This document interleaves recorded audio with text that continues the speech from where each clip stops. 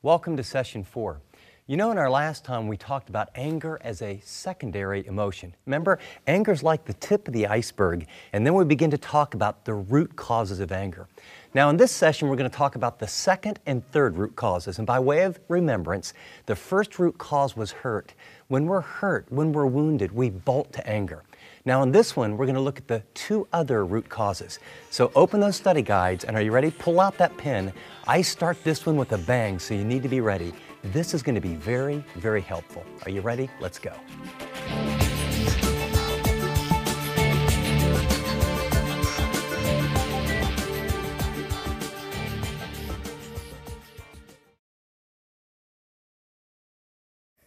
Anger is a secondary emotion. We got it? It's an iceberg up here. Underneath, you have unmet needs, hurt. There's two more. The second reason that we bolt to anger is frustration. Frustration is real or perceived unmet expectations. The distance between what you expect to happen and what really happens, if it's a little, we call it frustration. If you expect this to happen and this is your experience, that's anger. If you expect this to happen and this happens, you are super ticked off. A lot of your anger is built into expectations. And by the way, this comes as a surprise. People actually cannot read your mind. You have expectations, they're in your head, that people don't know that they're there. You were raised in a certain way, and your expectation is things should be clean like this. You have expectations what people should do, what they shouldn't do, what they should say, what they should never say, how they should drive, how they should treat people, and they ought and should and always should never do certain things. And when people violate those, you get mad. And often, you don't know even why you're mad. Proverbs 14:29. It says, a patient man has great understanding, but a quick-tempered man displays folly. Anger is inseparably linked to our expectations. I can remember a time I was in the Philippines. We were doing ministry, and it was a basketball ministry, and we were there for 3 weeks, and we were out in the boonies.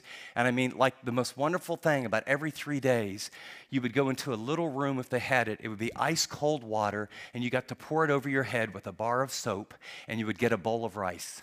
And we played 3 games a day, and it was our winter, so it was their summer.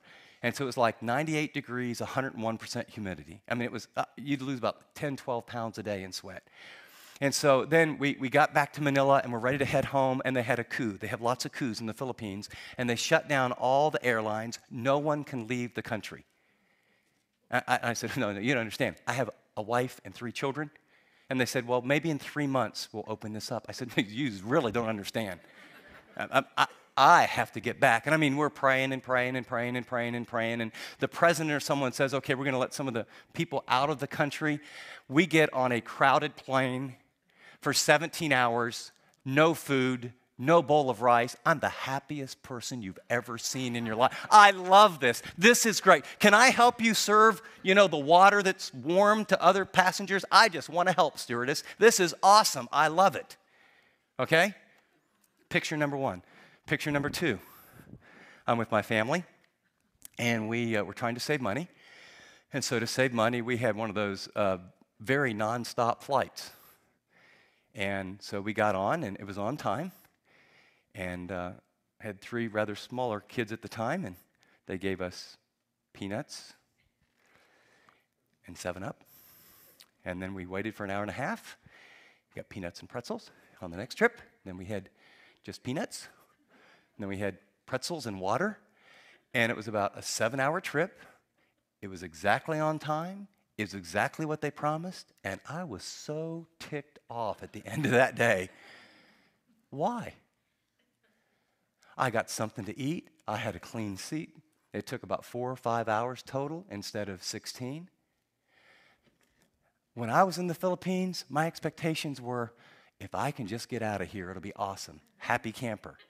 When I'm in America, they said a light snack. How is peanuts and 7-Up a light snack? Give me a break.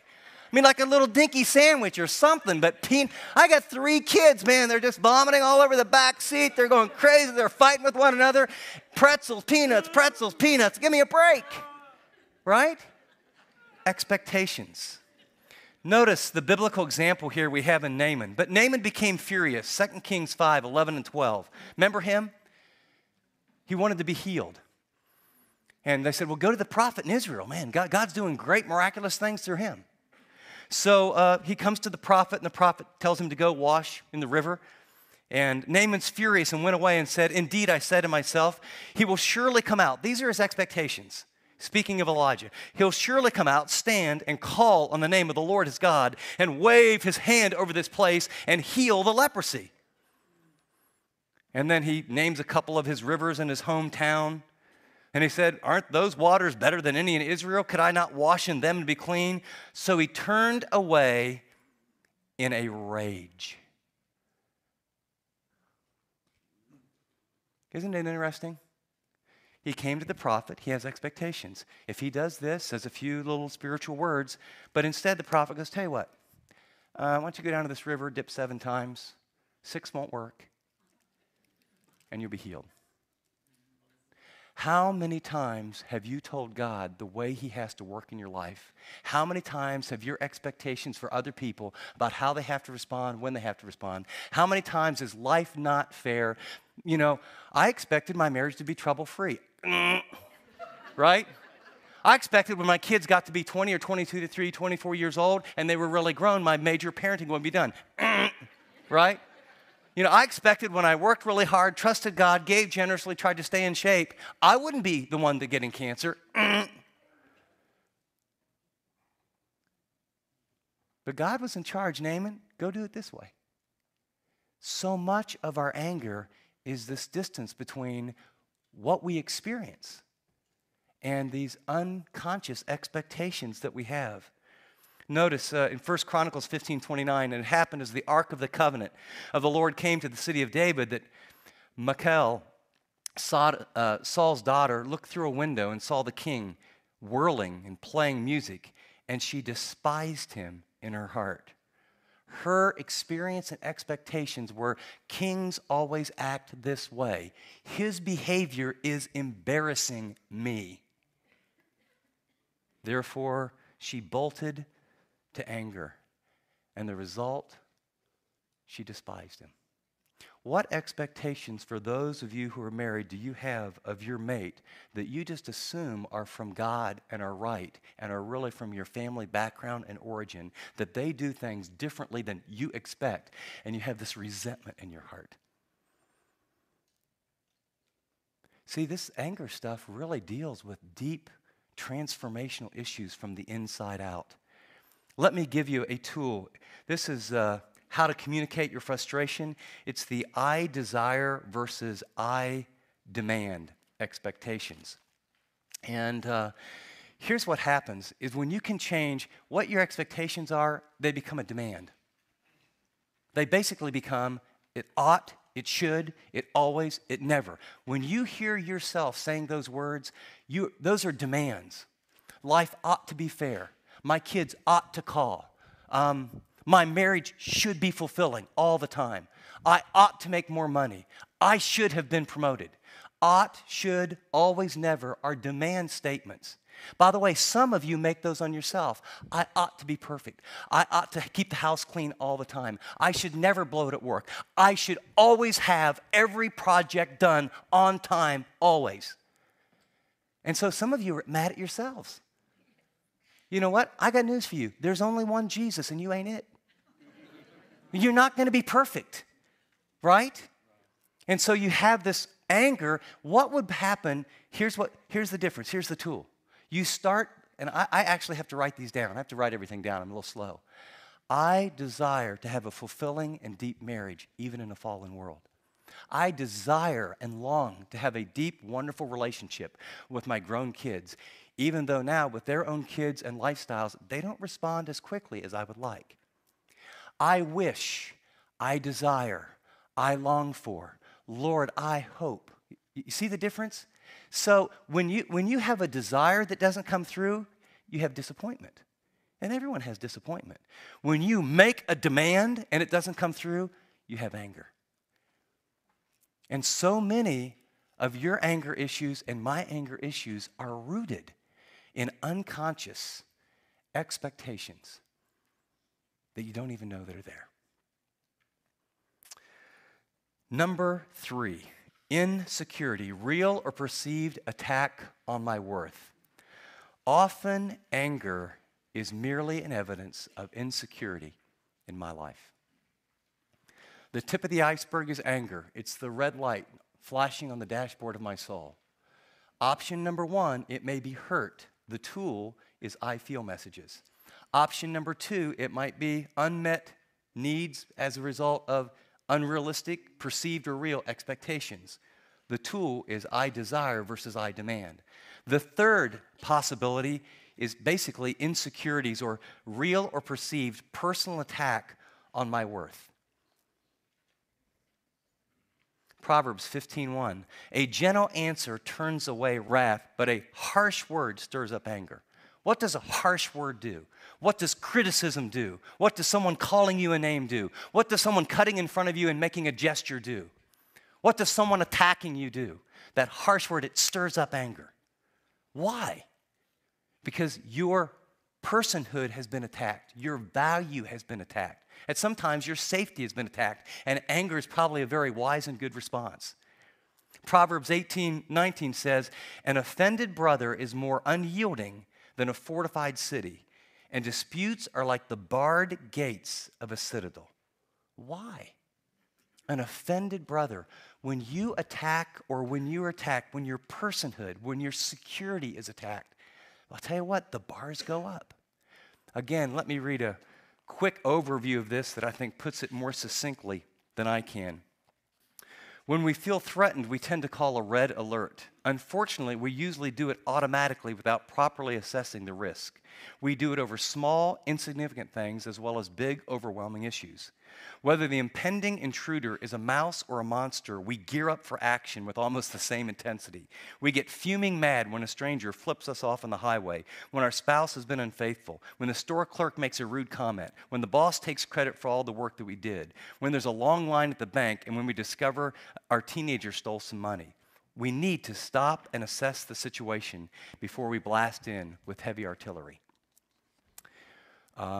I came to a little window, and I've shared this before, and I shared it when we started, is that I believe that everybody is desperately insecure. If you study Genesis chapter 3, you'll find that when sin entered the world, a new pattern occurred. God calls out, Adam, where are you? Adam's response is, I heard you coming, therefore I was afraid. Why? Sin had entered. He now sees he's inadequate. He's self-conscious for the first time. That inadequacy produces fear rooted in shame. Therefore, I hid. Inadequacy or insecurity creates a fear of others seeing me as I am, and so I hide. Paul Tournier wrote a little book that had a fabulous impact on my life called The Strong and the Weak, Swiss psychologist, translated from French to English. And he interviewed all these people in his practice and basically realized that everyone's desperately insecure. Some people have strong reactions. They power up, they yell, they scream, they tell you how many people report to them, how much money they make, where they live, where their zip code is, what they drive. And they do that to keep a distance, and it works. Other people feel desperately insecure, and they use weak reactions. They look at the floor, they're shy, they withdraw, they tell you all their problems, they're like a victim. And after you hear the sad story the 7th time, you kind of see them in church and say, I think I'll use the other hallway. Both keep people at a distance. When I discovered, you know what, Ingram, you're going to be insecure the rest of your life. Your only security is in Christ. It removes the threat. Why should I care if someone I don't know flips me off in the highway? I mean, who's this guy? My angry response when my security is threatened tells me a lot more about the level of insecurity I have than the stupidity of the driver that just did that. When someone says a harsh word and my immediate reaction is, hey, what'd you say? Where's that coming from? Why am I bolting to anger? It's because I feel exposed. When they criticize my project, why do I get so defensive? Well, because it's really an attack on me. Do you get it? Notice In Scripture here, we've got a couple good examples of both Saul and the Jewish leaders. You know the story, right? David has now killed Goliath, and Saul has put him over the army. And we can pick up the story. So David went wherever Saul sent him, and he behaved wisely. And Saul sent him out, men of war. He was accepted in the sight of all the people, and also Saul's servants. And it happened that as they were coming home, David was returning, and they began to sing this song. You know, Saul has slain his thousands, and David his 10,000s. And Saul hears this. And instead of saying, wow, I must be a great delegator, I'm really looking to build a legacy, I'm empowering other people, and the goal, it's God's Israel, we are making real progress, he's threatened. He thinks, uh-oh, I'm the king. And it says, then Saul was very angry, and the saying displeased him. They have ascribed to David 10,000, and to me 1,000. Now what more can he have but the kingdom? There's a very insecure man at the success of other people. The same thing happens in the religious leaders. You pick up the story in Acts 5, and through the hands of the apostles, signs and wonders are being done. They're done with one accord on Solomon's porch. Yet none of the rest dared join them, but the people esteemed them highly. And the believers were increasing, and the Lord added to them multitudes of men and women, so that they brought the sick into the streets and laid them on beds and couches, and even in the least of Peter's shadow passing by might fall on some of them. And so the multitudes gathered from the surrounding cities of Jerusalem, and they brought the sick and those who were tormented by unclean spirits, and they were all healed. God's doing this miraculous thing as he bursts the church. And here's religious leaders, and they saw what they did to Jesus. They have all this scripture, and instead of saying, wow, I guess we were wrong, he must be the Messiah. I mean, this is pretty heavy-duty stuff. Everyone's healed. Demons are flying out. What's their response? Then the high priest rose up and all those that were with him, which is the sect of the Sadducees, and they were filled with indignation. And they laid their hands on the apostles and put them in the common prison. And I just want to suggest to you that when your reaction is very strong, very defensive, when you respond to criticism in a way that, and you may stuff it strongly, you may spew it, or you may find yourself leaking it out. What if you said, wait a second, wait a second, does this person's opinion really matter that much? Am I going to give this person's view of me an overriding power to determine who I am instead of who God says I am? So much of our anger is not just hurt and not just frustration, but we're basically insecure people, and when our security or our self-worth gets attacked, we bolt to anger, because I will tell you, it's threatening, isn't it? The tool here is the kind of ask yourself question, why am I feeling threatened? And here's the little questions, it's a process, but you ask yourself, what is being attacked? Who is attacking me? Is the threat menial or meaningful? And whose approval am I seeking? And you just start asking that, and you realize, that's a fellow employee. He's been here 2 months. He's rude. He's got a big ego. He criticized me. I wanted to punch his lights out. I mean, that was my initial reaction, but he's really big, so I think I'll not go there, and it would not be a very good testimony. But you have these thoughts, and then you just realize, this is silly. I don't need that person's approval. I got criticized. She criticized me in the car. You know what? We've been married 27 years. I think I can find where we're supposed to go. I got a GPS. I can see where the little spaces are. There's one over there. There's one over there. Why do you get so angry?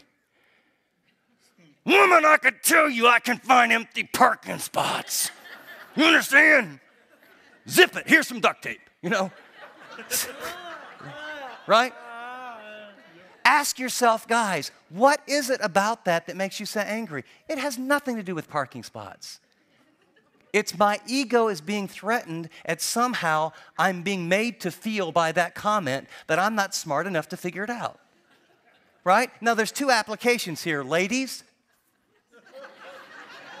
And the other application is guys. You know what? Thanks, son. I get a little help. Right? See, When you can begin to understand that defensiveness, that bolt to anger, how many of you have had arguments like that? I mean, great morning with the Lord on your way to church, and over a parking lot, I mean, the Spirit of God leaves the room, right?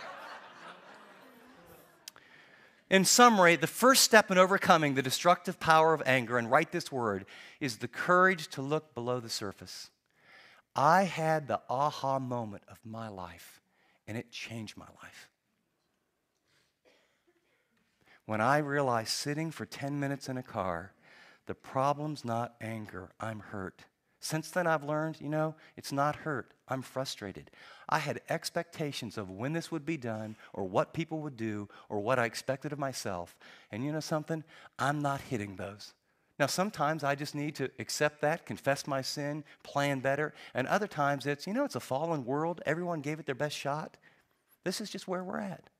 And finally, I just have to accept a lot of the anger I have is people attack my personhood, and I'm either going to respond in defensiveness and anger and in like manner, or I'm going to ask a few questions like, who's being attacked? What are they really attacking? Is this really worth dealing with? And do they really have the power to define who I am?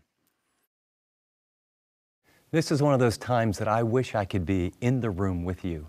Because when you start talking about insecurities and who's attacking you and how we respond in anger, it really gets to be a pretty sensitive time. So let me ask you, where do you find yourself feeling insecure, and how does your anger come to the surface? I mean, we learned that underneath that secondary emotion of anger, there's three major causes. One is frustration, another is insecurities, and the other is that block goals or expectations. When we talked about the issue of insecurities, what I've learned is that's hard for us to identify. It's hard for us to admit that we're really like that. I was just traveling. I'm living in California a major portion of the time, and people drive a little bit differently there. And I was just getting off a freeway, and I mean, there's this long line, and some guy skips around everyone, no blinker, no anything. People were going really fast, and he dips in front of me, and my first response was, now, I didn't say anything, but my first response was, I just wanted to take him out. And then I just realized, why are you so, where's that anger coming from? And, I felt attacked. And I thought, boy, oh boy. And, now I get to decide, now, how am I going to respond to that? I mean, this guy's putting my life in danger. He's crazy, but am I going to let him ruin my day? You see, I recognized the anger was the emotion, but it was really a sense of insecurity and being attacked. And then I got a chance to process it. And so what I want you to do in the group is I want you to share what triggers your insecurity. What situations in your life right now, whether at work or at home or maybe with one of your kids or even in your marriage if you're married, what triggers that insecurity where you bolt to anger? Because see, what that anger is a protective device. So remember, confidentiality, but let's kind of go to the next level. Let's share a little bit more deeply this time. As you deal with this, you're going to begin to see God do a deep work in your heart. And what it will change is some of those emotions that destroy.